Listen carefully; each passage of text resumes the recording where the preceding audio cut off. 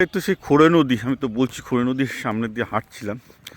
তো এই নদীটা দেখুন কিভাবে মারা গেছে। অ্যাকচুয়ালি মানে একটা সময় জল ফল খুব সাংঘাতিক থাকতো, ছোটোবেলায় আমরা স্নান করতাম এবং এই নদী দিয়েই অ্যাকচুয়ালি করিমপুরের জন্মই হয়েছিল এই নদীটার জন্য, কারণ এই নদীপথে বাণিজ্য করে করিমপুর একসময় বাণিজ্য কেন্দ্র তৈরি হয়েছিল।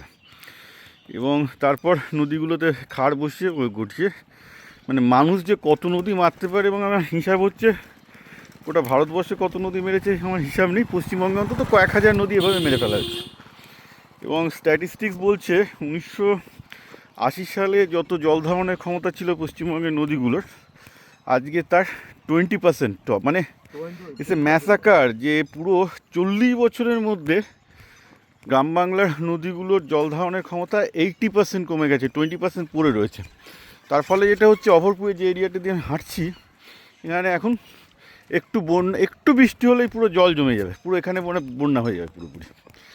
তো আমি একটা প্রশ্ন একে বারবারও করেছি মানুষজনকে, যে ভাই এত বিজ্ঞান টিজ্ঞান পড়ে হচ্ছে এটা কি?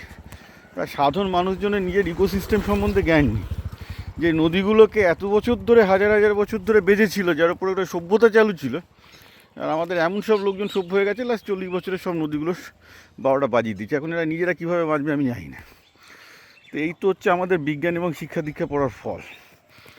একটা খুব চিন্তার ব্যাপার আমার জন্য, যে মানুষের এসব প্রথাগত শিক্ষা দিয়ে হবে কি, যদি আজ থেকে 200-300 বছর আগে লোকের যা শিক্ষা ছিল বেঁচে থাকার, সেই শিক্ষাটিকেও এরা এখনও সব ভুলে গেছে। মানে আমার তো মনে হচ্ছে আমরা একটা ডিসিভিলাইজেশনের মধ্য দিয়ে যাচ্ছি, এবং মানে এই পুঁথিগত বিদ্যার উপর চাপতে গিয়ে মানুষের স্বাভাবিক যে নলেজগুলো ছিল, যেগুলো করা উচিত নয় প্রকৃতির সাথে, সেগুলোও করে বসছে।